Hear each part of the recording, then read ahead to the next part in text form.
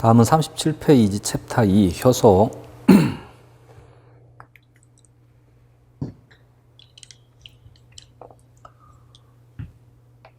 효소는 오리엔테이션 할 때 간단하게 설명을 드렸듯이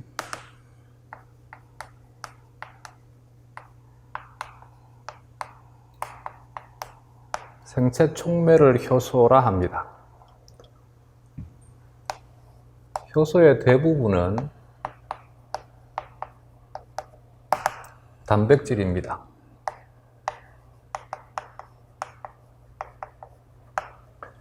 극히 일부가 RNA가 효소 활성을 가지는 것이 있습니다. 단백질이 효소인 것을 단백질 효소라 하고, RNA가 효소인 것을 RNA 효소라 합니다. RNA는 리보뉴클레익 애시드라 그랬지. RNA는 리보뉴클레익 애시드. 효소는 영어로 엔자임입니다. 리보뉴클레익 애시드 더하기 엔자임의 합성어가 리보자임입니다. 그래서 RNA 효소를 영어로 하면 리보자임이라는 글자가 만들어집니다. 사실은 리보자임을 한글로 번역을 할 때 RNA 효소라고 번역을 한 것입니다. 앞에서 이 말 한번 한 적이 있지.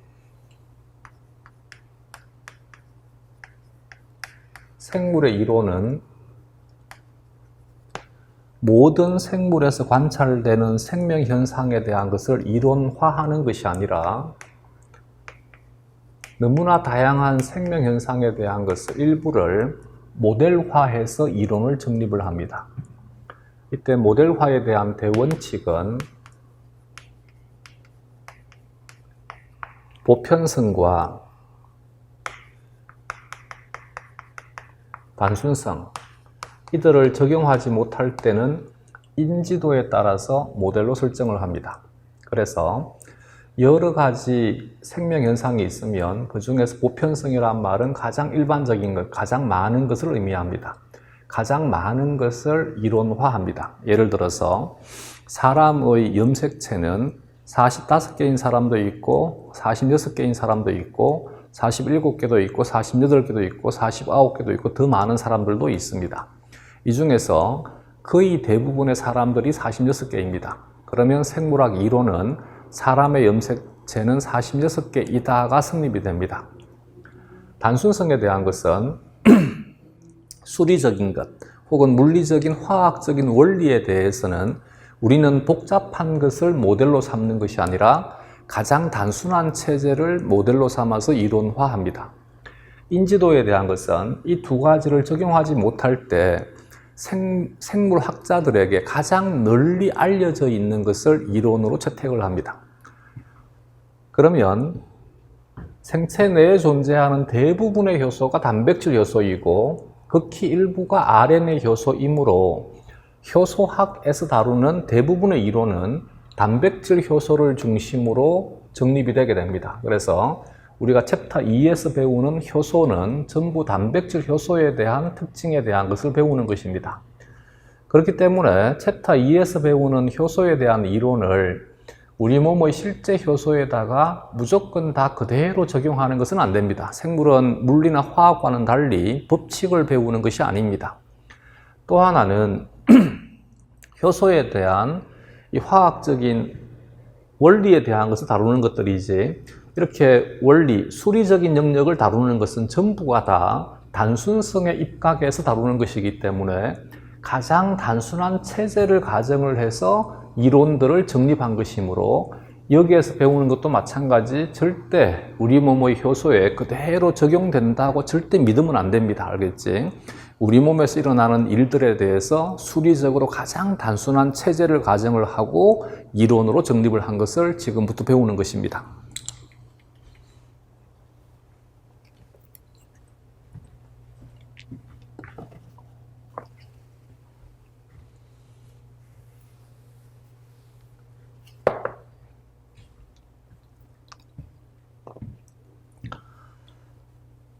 반응이 진행이 되게 되면 델타 G라고 하는 것은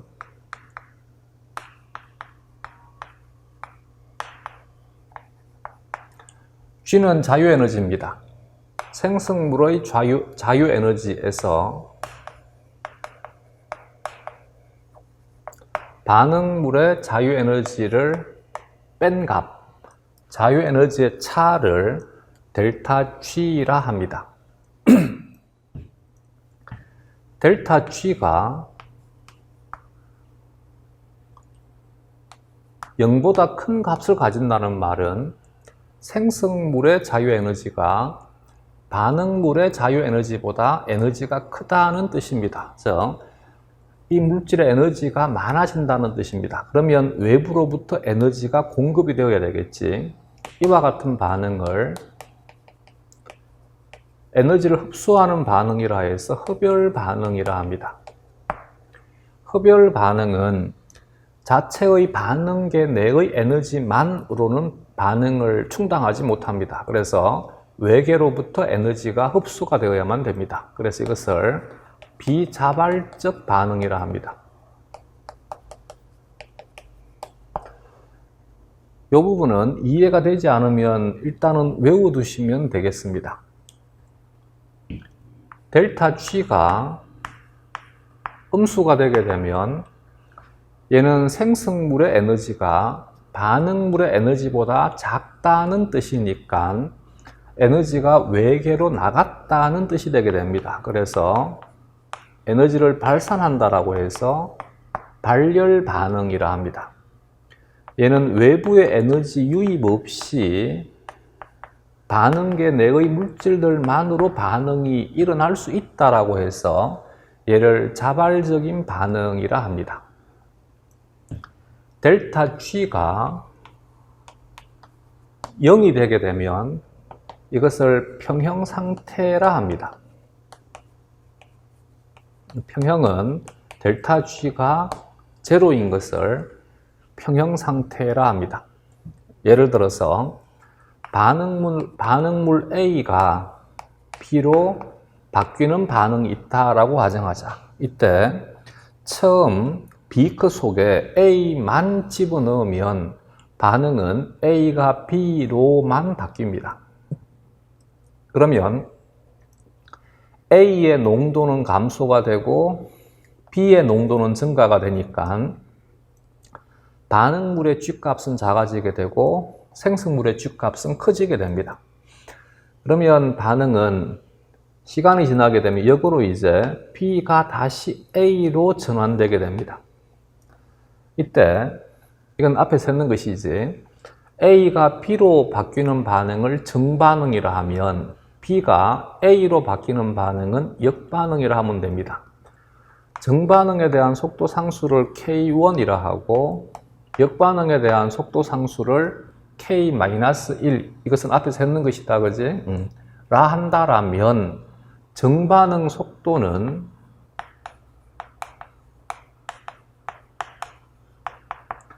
반응 속도 상수 K1에 곱하기 반응물의 농도가 되게 됩니다. 그러면 역반응 속도는 역반응 속도 상수가 K-1 역반응에서 반응물은 B의 농도니까 K-1 곱하기 B의 농도가 되게 됩니다. 평형 상태란 두 물질의 자유 에너지가 같다는 말은 무슨 말이냐면 이들에 대한 속도가 같다는 뜻이 되게 됩니다. 이 상태를 평형 상태라 합니다.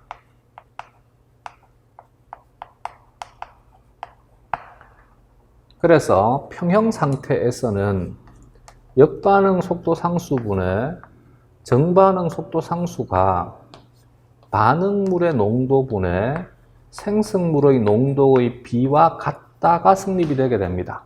이것도 앞에서 했던 것이지, 그지? 이럴 때 이것을 평형상수, 대문자 K는 평형상수, 소문자 K는 속도상수, 이퀴밸리움의 EQ를 써가지고 평형이라는 뜻입니다. 평형상수라 합니다. 평형상수는 항상 역반응 속도 상수분의 정반응 속도 상수, 반응물의 농도분의 생성물의 농도의 비가 평형상수가 되게 됩니다. 이 상태가 델타 G가 0인 상태란 뜻입니다. 그러면 반응이 진행이 되게 되면 A의 농도는 감소가 되고 B의 농도는 증가가 되니까 A의 에너지는 감소가 되고 B의 에너지는 증가가 되게 돼. 그렇기 때문에 반응이 진행이 되는 동안에 델타 G 값은 계속 바뀝니다. 그래서 델타 G는 변수가 되게 됩니다.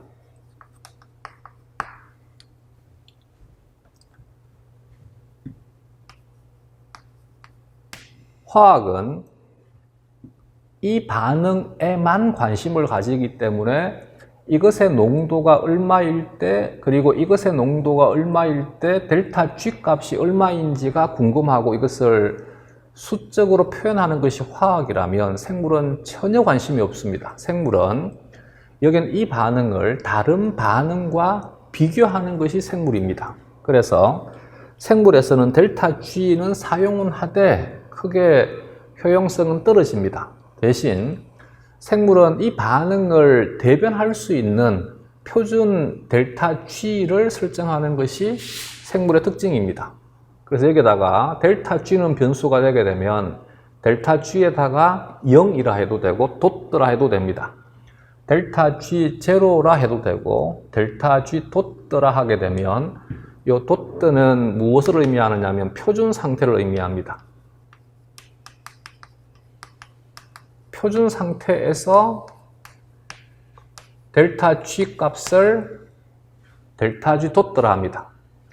표준 상태는 교재에 나와 있으니까 참고하면 되고, 얘는 1몰 농도 1기압에서 25도씨에서 25도씨를 K, 절대온도 K로 바꾼 것입니다.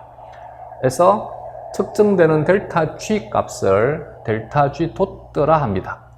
대신 생체 내에서 의미 있는 화학 반응을 대사라 하면, 대사는 단백질이 관여할 때, 단백질 효소가 관여할 때 의미가 있는 것이지, 단백질은 pH에 민감하게 반응하기 때문에 이것이 화학적 표준 상태라면 화학적 표준 상태에다가 pH 7이라고 하는 조건을 더 추가하게 되면 생화학적 표준 상태가 되게 됩니다.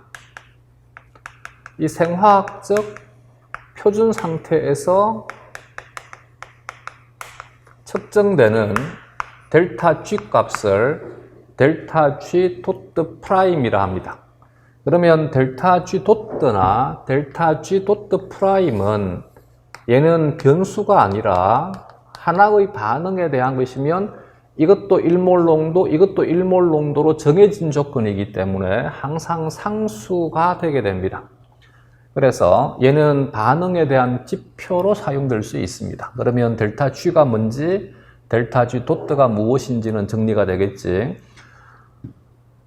델타 G 돛드 프라임이 사실은 생화학에서 필요한 것인데 델타 G 돛드 프라임을 델타 G 돛드라고도 표현합니다. 자, 그러면 여기로 오면 이제 델타 G 돛드가 뭔지, 델타 G 돛드 프라임이 뭔지, 얘는 프라임을 먼저 찍어준 거야. 이제 이 부분 이해가 되겠지. 얘는 효소가 관여하는 반응이기 때문에 반응물을, 효소가 관여하는 반응에서 반응물은 기질이라는 단어를 씁니다. substrate. 그래서 S라고 표기합니다. P는 프로덕트, 생성물을 의미합니다. 이 반응 좌표는 표준 상태에서, 특히 생화학적 표준 상태에서의 반응 좌표가 되게 됩니다. 여기가 자유에너지가 Y축 변수입니다. 그러면 반응물 기질의 자유에너지, 생성물의 자유에너지, 이들에 대한 에너지의 차가 델타 G 돛드가 되게 됩니다. 근데 반응이 일어날 때 여기에 있는 반응물이 바로 생성물로 전환되는 것이 아니라 반응이 일어나기 위해서는 반응이 가능한 형태로 바뀌어야 됩니다. 이 반응이 가능한 형태를 전이 상태라 하고 더블 플러스라고 표기합니다. 그러면 반응물이 먼저 전이 상태로 전환된 다음에 얘가 생성물로 바뀌게 됩니다.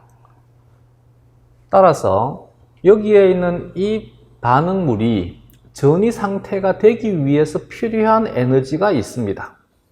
이 에너지를 활성화 자유에너지의 변화량이라 합니다. 델타 G 더블 플러스라 합니다. 줄여서 활성화 에너지라 합니다. 그러면 델타 G 도트가 뭔지,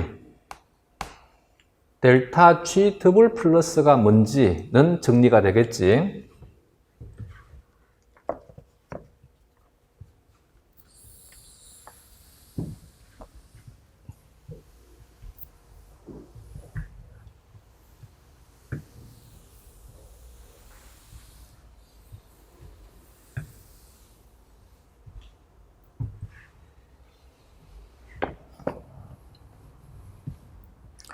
내가 뭔가를 더 자세하게 설명하는 것은 뭐냐 그러면 이전에 뭔가를 배운 학생들이 이 수업을 들으면 자꾸 이제 고개를 갸웃하기 때문에 이해를 도와주기 위해서 수업을 하고 있는 것입니다.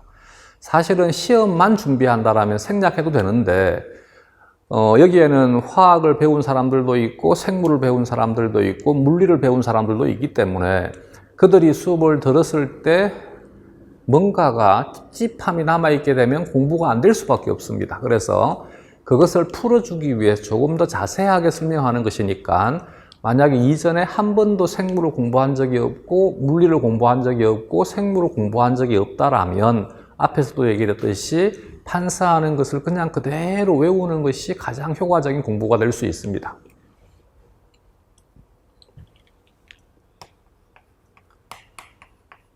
지금 설명하는 것은 이전에 화학을 조금이라도 배운 사람들 때문에 설명을 합니다. 촉매라고 하는 것은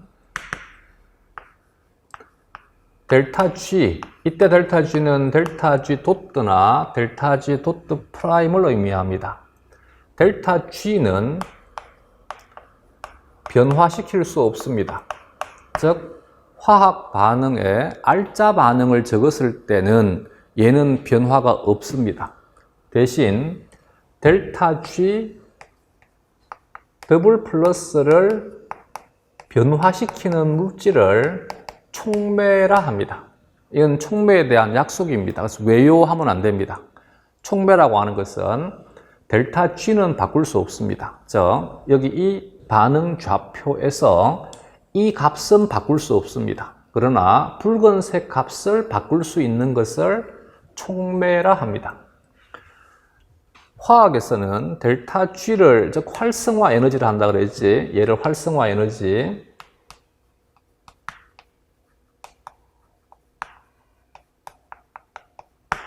활성화 에너지를 변화시키는 것은 활성화 에너지를 증가시킬 수도 있고 활성화 에너지를 감소시킬 수도 있습니다.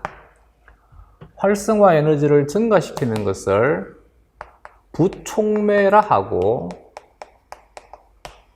활성화 에너지를 감소시키는 것을 정촉매라 합니다. 설명을 하자라면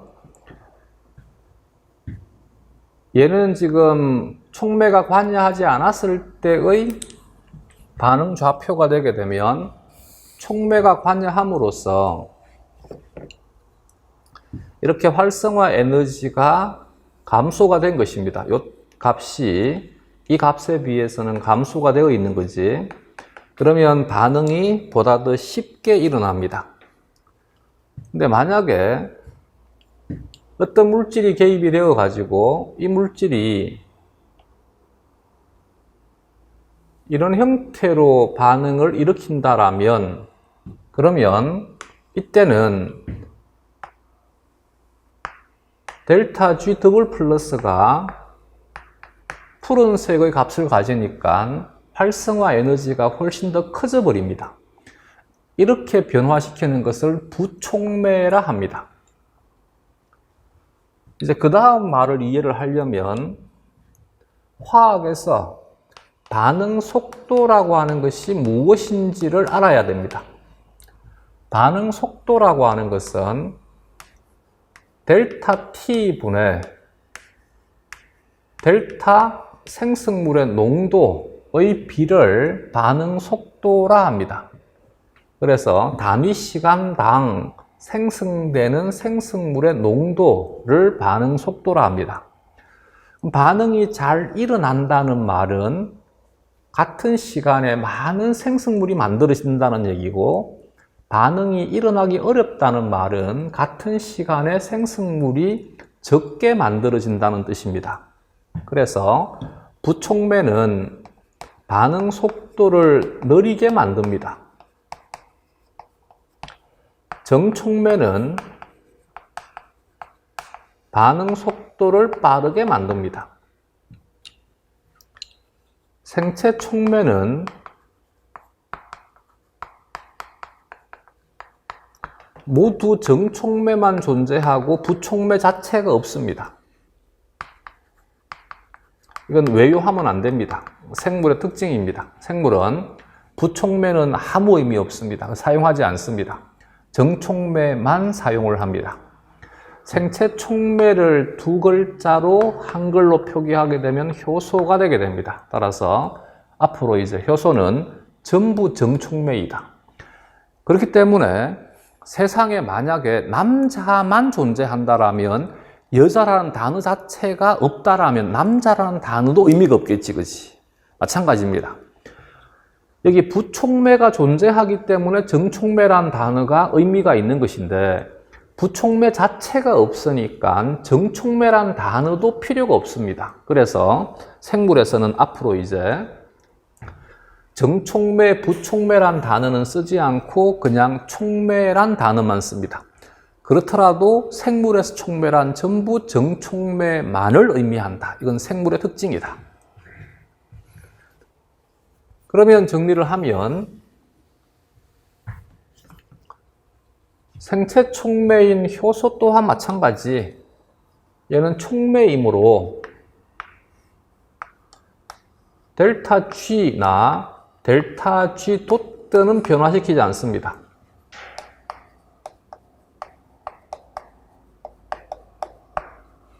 델타 G가 바뀌지 않는다는 말은 델타 G가 아까 델타 G가 제로인 것을 평형이라 한다 그랬지. 그래서 평형에는 영향을 줄 수 없습니다. 평형은 바꿀 수 없습니다.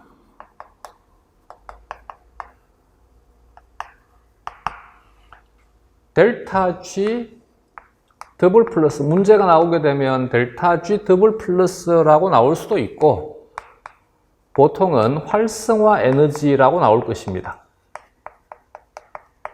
활성화 에너지를 감소시킵니다. 활성화 에너지가 감소가 된다는 말은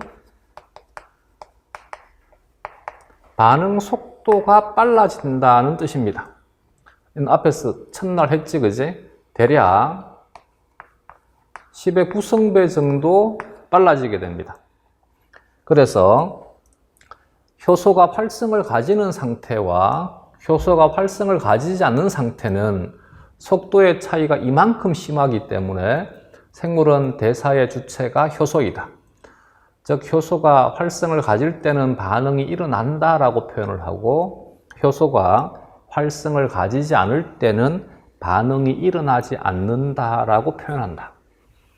여기까지는 따라올 수 있겠지.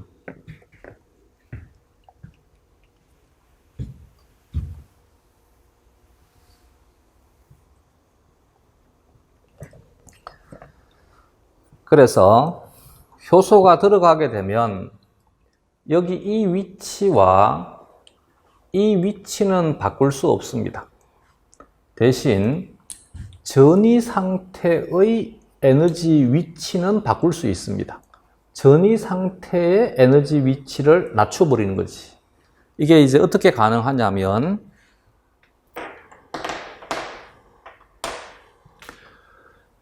효소가 있으면 효소는 너무나 복잡한 거대한 화학 분자입니다. 단백질입니다. 여기에 결합을 합니다. 제 손을 가만히 한번 보면 효소에 먼저 기질이 결합을 할 때 비공유 결합을 통해서 결합을 합니다. 이렇게 결합을 하면 여기는 이 효소의 입체 구조가 바뀌어 버립니다. 이 입체 구조의 변화가 이 기질이 가장 반응하기에 적합한 환경을 만들어 줍니다. 이것을 유도적합이라 합니다. 다시 효소에 기질이 결합을 하면 비공유 결합을 통해서 결합을 하면 이제 효소가 먼저 기질과 반응을 합니다. 반응을 해서 기질이 생성물로 바뀌기 위한 최적의 환경을 효소가 만들어줍니다. 이 현상을 유도적합이라 합니다. 그래서 이렇게 유도적합이 일어나게 되면 기질은 쉽게 생성물로 바뀝니다. 기질이 쉽게 생성물로 바뀌면 기질이 효소에서 해리가 됩니다. 분리가 됩니다. 그러면 다시 효소에는 기질이라고 하는 리간드가 결합되어 있지 않으니까 원래의 형태로 돌아갑니다. 다시 해볼게요. 이 형태의 효소에 기질이 결합을 해 효소의 구조가 바뀌어가지고 유도적합이 일어나 그러면 기질이 생성물로 바뀌어 생성물이 분리가 되게 되면 다시 효소는 원래의 형태로 돌아가게 됩니다. 이 과정을 계속 반복합니다. 이것을 그래서 턴오버라 합니다. 대사 회전이라 합니다. 이해가 되겠지? 이처럼 이제 효소의 경우에는 유도적합이라고 하는 과정을 통해서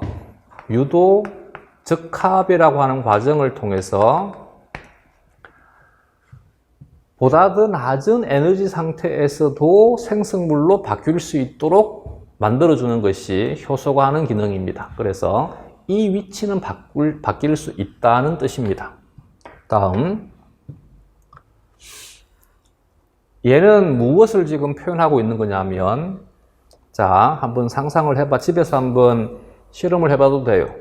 지금 만약에 인강을 듣고 있다가 내 말이 참인지 거짓인지 확인하려면 냄비에다가 물을 넣고 가스레인지에서 끓여봐.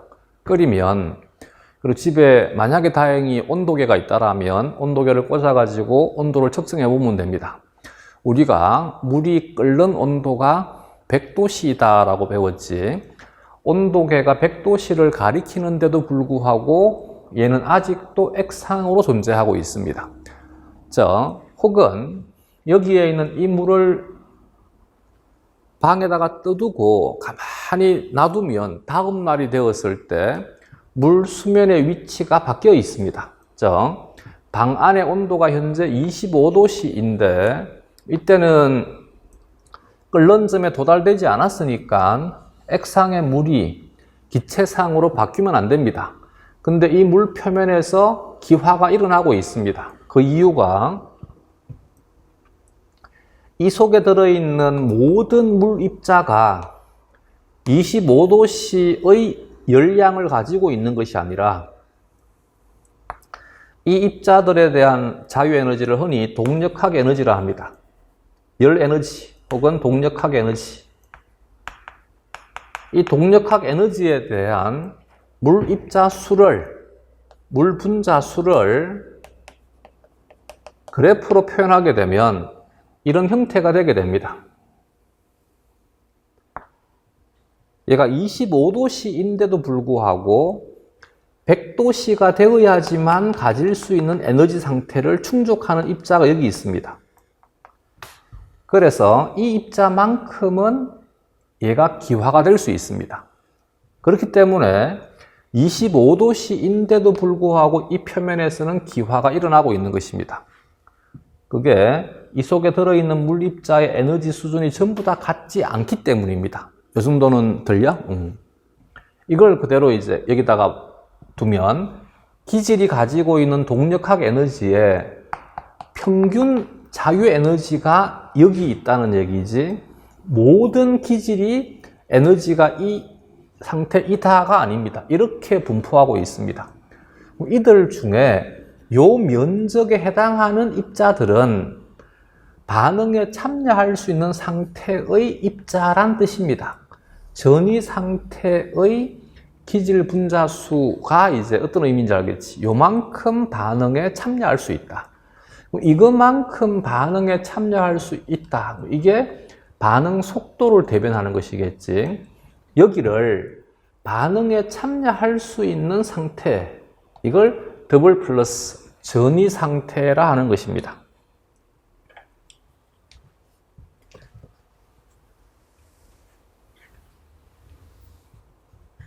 그러면 알코올 램프를 이용을 해가지고 우리가 가열을 하게 되면 이 입자의 동력학 에너지가 증가가 되게 됩니다.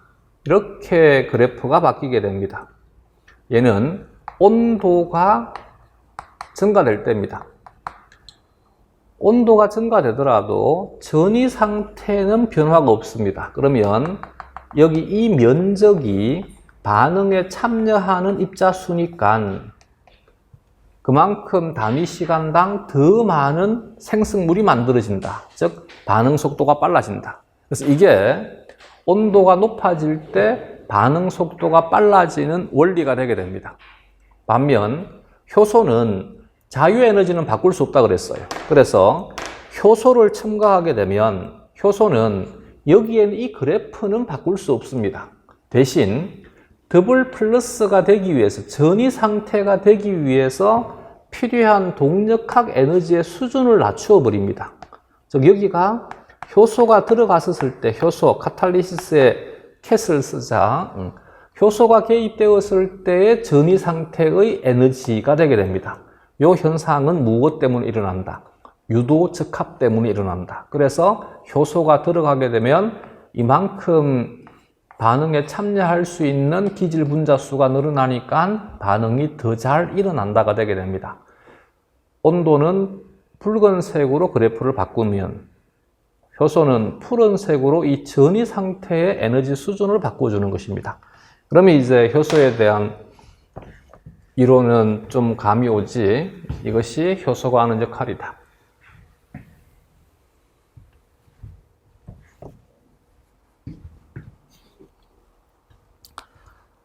다음 37페이지부터 보고 가자. 37페이지에 효소의 구조에 대해서 사용하는 개념에서 외워야 되는 것이, 단 우리는 지금 이제 단백질 효소에 대해서만 다룹니다. 알겠지? 단백질 효소에 대해서.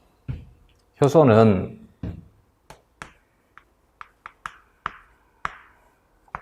단백질과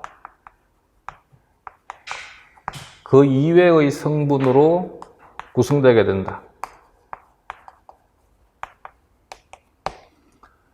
효소의 단백질 성분을 아포엔자임, 주효소라 하자라고 약속했습니다. 단백질 이외의 나머지 성분을 보조인자라 하자라고 약속을 했습니다. 보조인자는 다시 유기물인 보조인자도 있고 금속 원소인 보조인자도 있습니다. 보조인자의 성분이 유기물이 되게 되면 얘를 조효소라 하자라고 약속을 했습니다. 조효소가 무엇인지 정리가 되겠지. 근데 이 보조인자가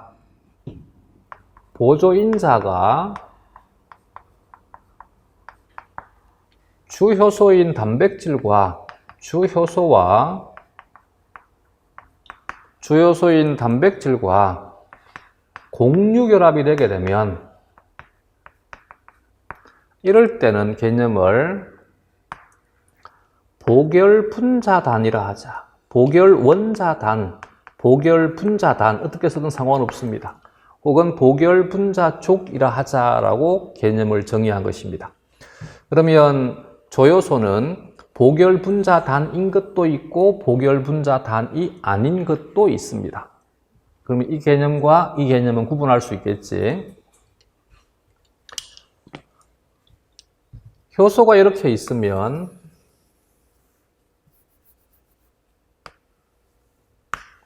여기에 기질이 이렇게 결합을 했다. 기질 서브스트레이트 S를 쓰고 효소 엔자임의 1을 적자. 이 부위는 기질이 접하는 부위입니다. 이 기질이 접하는 부위를 활성자리라 하자라고 약속했습니다. 단, 활성자리는 기질이 결합하는 자리만을 활성자리라 하는 것이 아니라 기질이 결합하는 자리 더하기 보조인자가 결합하는 자리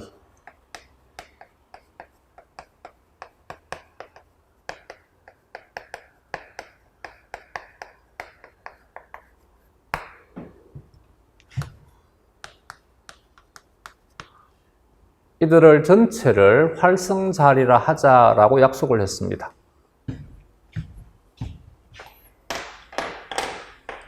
다음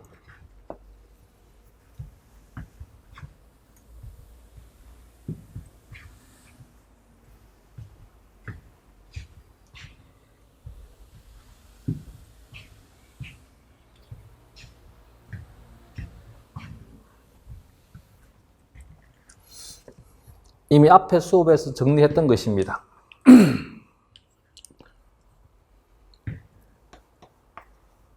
대사의 주체는 효소이다. 1효소 1반응식으로 적는다. 알짜 반응식을 적는다.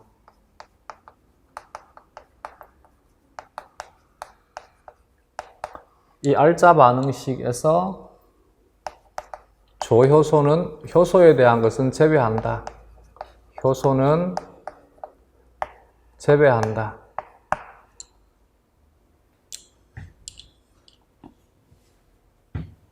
요 조건에서 효소가 관여하는 대사는 관여하는 화학 반응은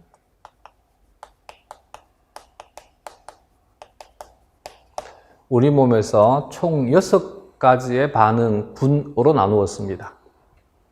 가장 많은 반응이 제1반응으로서 산화 환음 반응입니다. 산화 환음 반응과 산염기 반응은 구분해야 돼. 얘는 산화 환음 반응입니다. 그 다음 많은 반응이 제2 반응군이 전이 반응입니다. 전이 반응은 일본 말이어서 기분 나쁘니까 요즘은 전달 반응이라고 번역하기도 합니다. 하나에서 다른 하나로 원자 단위 옮겨지는 반응을 전이 반응이라 합니다. 제3 반응은 가수분해 반응입니다. 제4 반응은 분해 반응입니다. 제5 반응은 이성질화 반응입니다.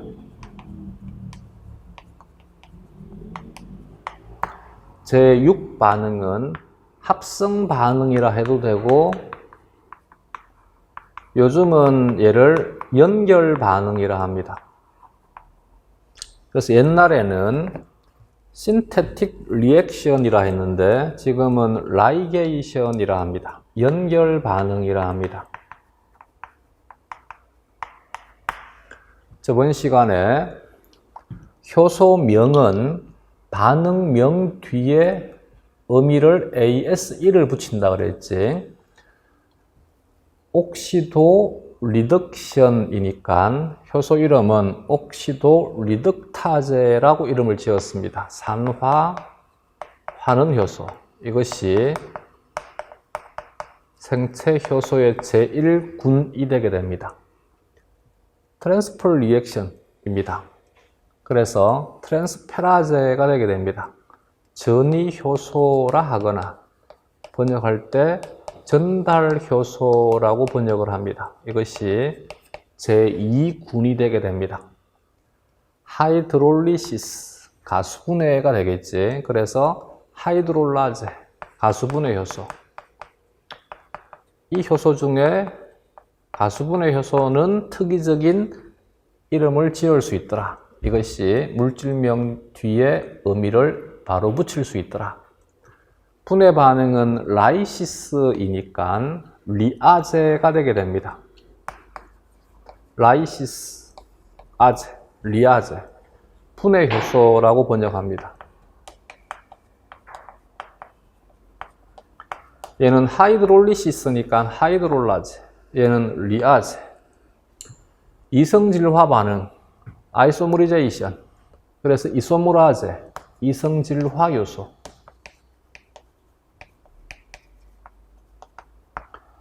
신테틱 리액션이니까 신테타제, 합성 요소. 근데 지금은 신테틱 리액션이라 하지 않고 라이게이션. 그래서 연결 반응 효소 이름은 연결 효소. 얘는 리아제이고 얘는 리가제이고 라이게이션 아제이고 라이시스 아제가 되게 됩니다. 이들이 효소의 6개의 큰 군이 되게 됩니다. 여기에 속하는 각각의 효소들에 대한 몇 가지 사례가 교재에 37페이지, 38페이지에 정리가 되어 있으니까 이것은 각자가 한번 편하게 읽어봐 두시면 될 것 같습니다.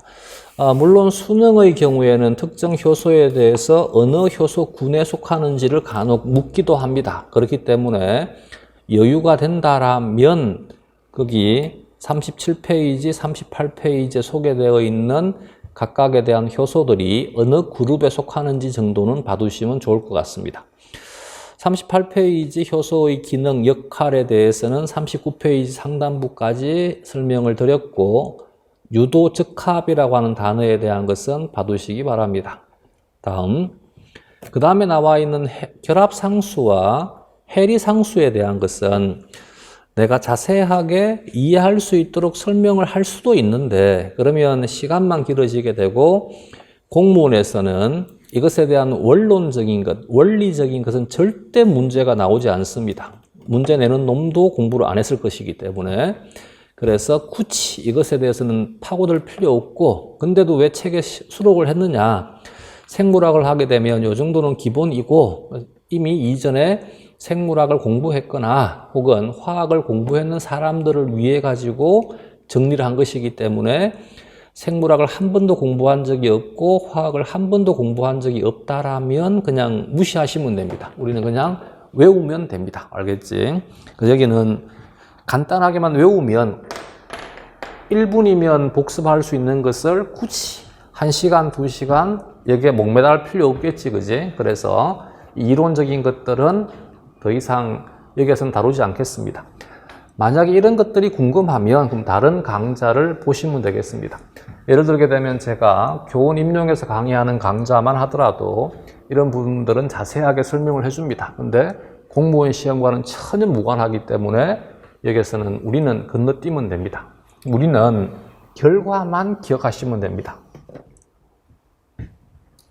알겠지? 이것에 대한 의미에 대한 것은 굳이 하지 말자. 우리는 결과만 하자. 결합률이라고 하는 것은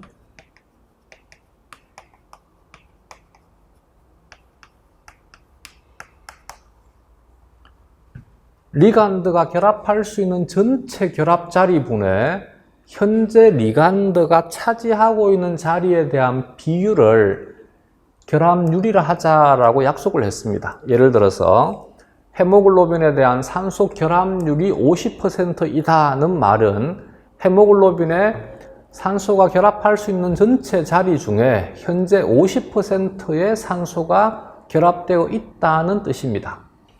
여기서 P는 단백질을 의미하고 L은 리간드를 의미합니다. 앞에서 생명현상에 대한 주체가 단백질이라고 그랬지. 그래서 대표적인 이론적인 모델로서 단백질과 리간드의 결합에 대한 결합 반응을 주제로 지금 정해가지고 이론화한 것입니다. 결합률 세타는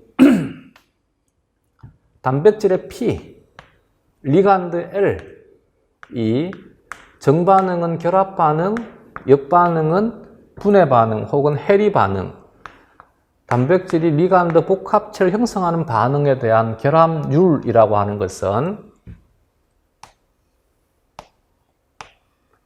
리간드의 농도 플러스 KD분의 리간드의 농도입니다. 우리는 이 식이 어떻게 나왔는지는 절대 문제 안 나옵니다. 이 식 자체를 외워가지고 문제를 풀어야 되기 때문에 이 식 외우자.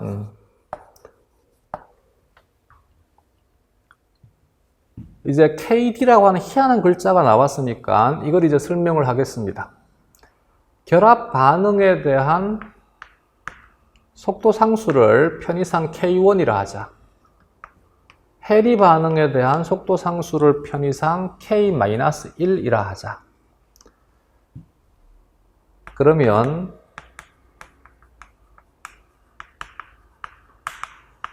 결합 반응 속도는 결합 반응 속도 상수 K1 곱하기 단백질의 농도 곱하기 리간드의 농도, 해리 반응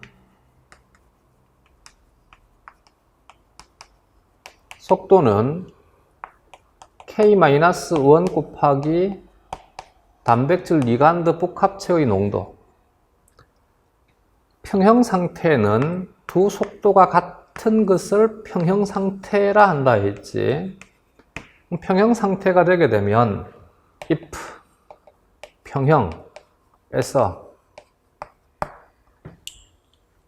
K1 곱하기 P의 농도 곱하기 L의 농도는 K1 곱하기 PL 복합체의 농도가 성립이 된다. K-1분의 K1은 P의 농도 곱하기 L의 농도분의 PL 복합체의 농도가 되게 된다.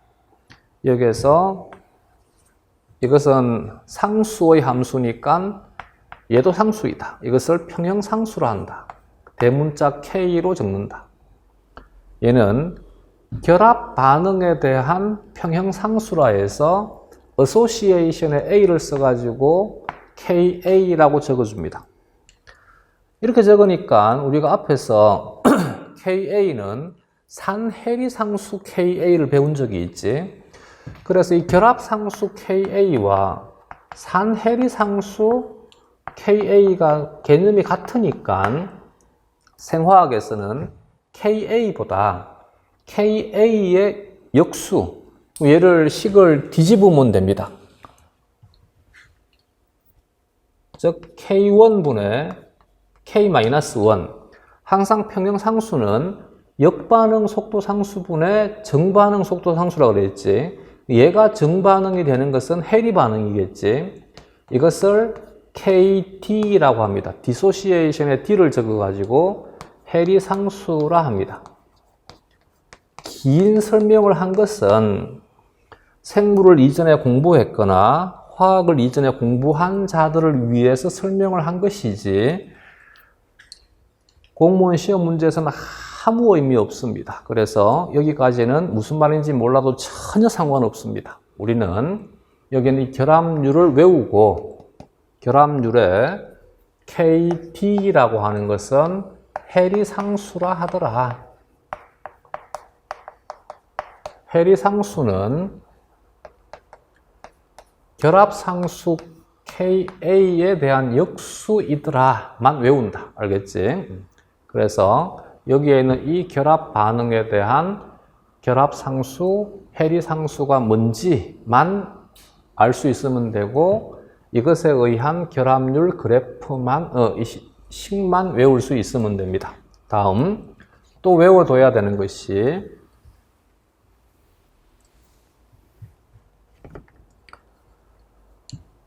해리상수가 크다는 말은 해리상수가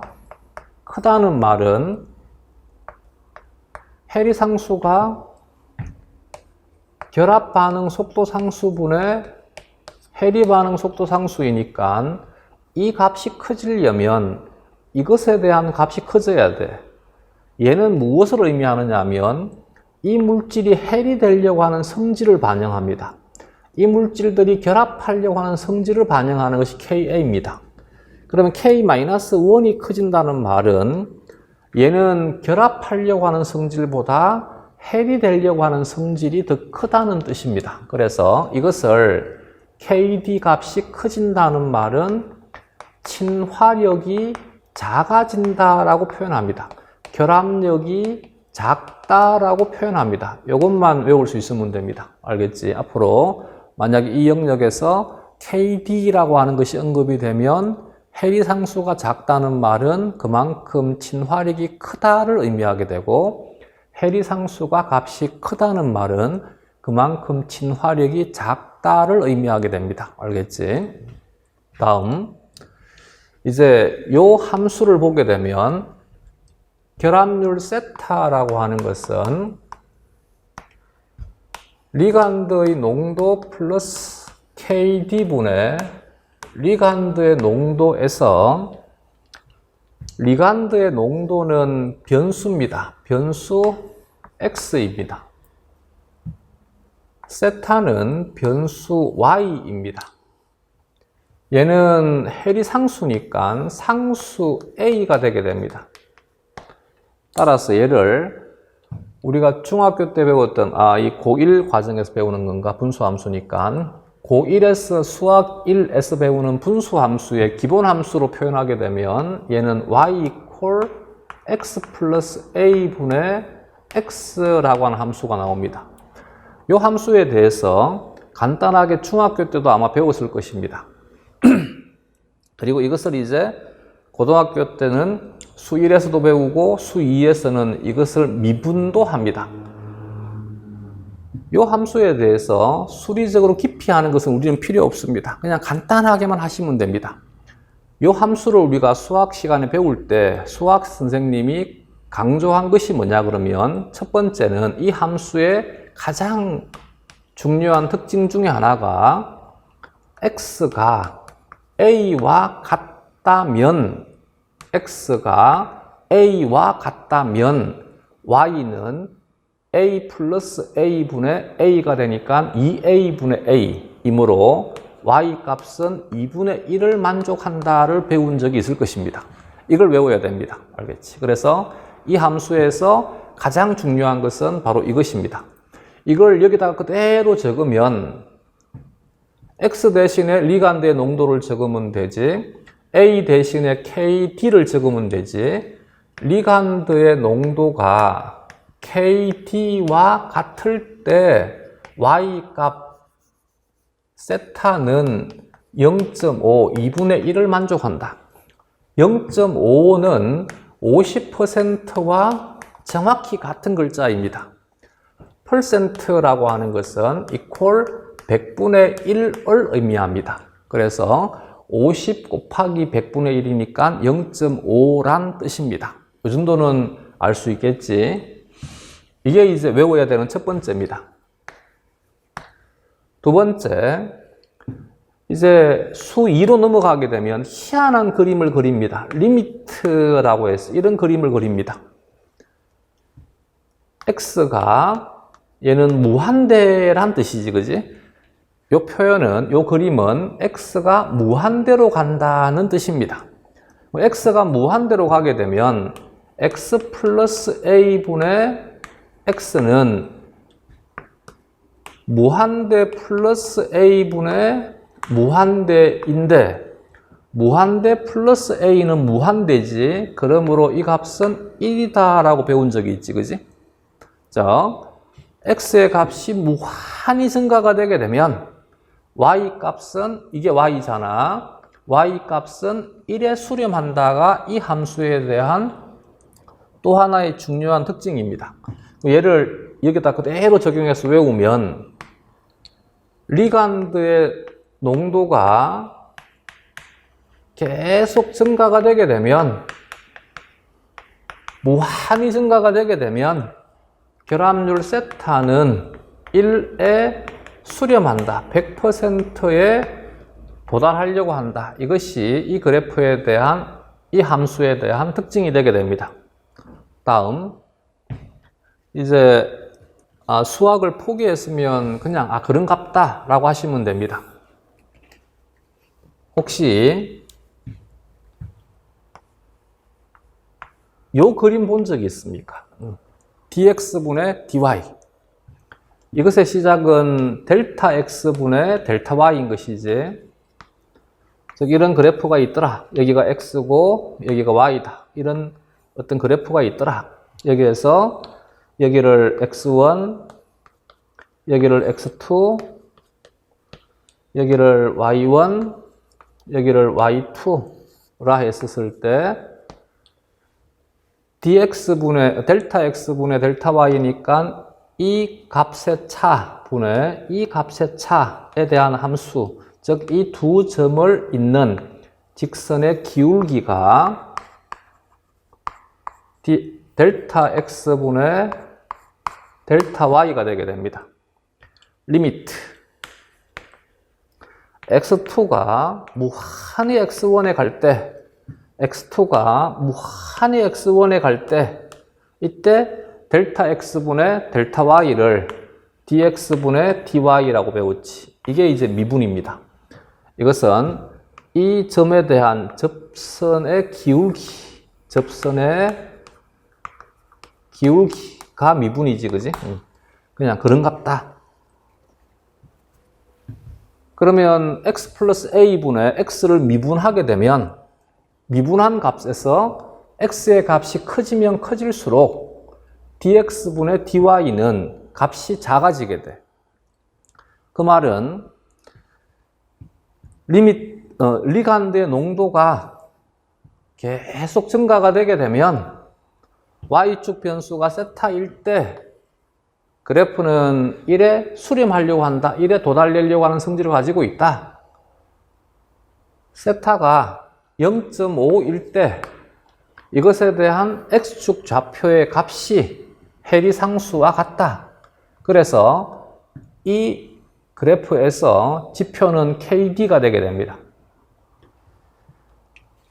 미분한 값은 각각의 점에서 접선의 기울기입니다. 미분을 해서 x의 값을 증가시키게 되면 미분한 값은 작아지게 됩니다. 그 말은 그래프가 계속 기울기가 작아지는 쪽으로 꺾이게 됩니다. 그래서 이와 같은 분수 함수인 쌍곡선 함수가 만들어지게 됩니다. 이게 해리 함수입니다. 그래서 해리 함수는 그래프가 이렇게 변화가 되게 되면 혹은 이렇게 변화가 되게 되면 해리 함수는 붉은색은 해리 함수가 왼쪽으로 이동한다라고 표현하고 노란색은 해리 함수가 오른쪽으로 이동한다라고 표현합니다. 왼쪽, 오른쪽이니까 x축 좌표지. x축 좌표의 지표가 되는 것이 KD지. 왼쪽은 작다는 뜻이고 오른쪽은 크다는 뜻이지. 그래서 붉은색으로의 변화를 해리 함수가 왼쪽으로 간다는 말은 KD가 작아진다는 뜻입니다. 해리 함수가 왼쪽으로 간다. KD가 작아진다. KD가 작아진다는 말은 친화력이 커진다는 말이다. 해리 함수가 오른쪽으로 간다. 오른쪽은 값이 커지는 쪽이다. 그러면 주체가 되는 것이 해리 상수니까 해리 상수가 커진다. 해리 상수가 크다는 말은 친화력이 작아진다는 뜻이다. 그래프 읽을 수 있겠지? 해리 함수가 왼쪽으로 간다. 친화력이 크다. 해리 함수가 오른쪽으로 간다. 친화력이 작아진다. 이 얘기는 나중에 다시 동물 생리학 할 때 또 한 번 더 설명을 드리겠습니다. 이게 이제 해리 함수이다. 그러면 요 정도는 외워둘 수 있겠지, 그지? 다 이해가 안 되더라도 얘는 꼭 외우자. 해리 상수가 값이 커진다. 친화력이 작다는 뜻이다. 해리 상수가 값이 작아진다. 그러면 친화력이 커진다는 뜻이다. 여기는 이 결합률 세타에 대한 그래프는 x축이 리간드의 농도이고 y축이 결합률 세타이다. 이런 100%라는 뜻이고 0.5는 50%라는 뜻이다. 세타가 50%일 때 리간드의 농도가 정확히 해리상수와 같다. 이것이 두 물질에 대한 친화력을 표현해주는 수단이 될 수 있다. 이 정도는 이해할 수 있겠지? 여기까지 하고 39페이지부터는 좀 끊었다 갑시다.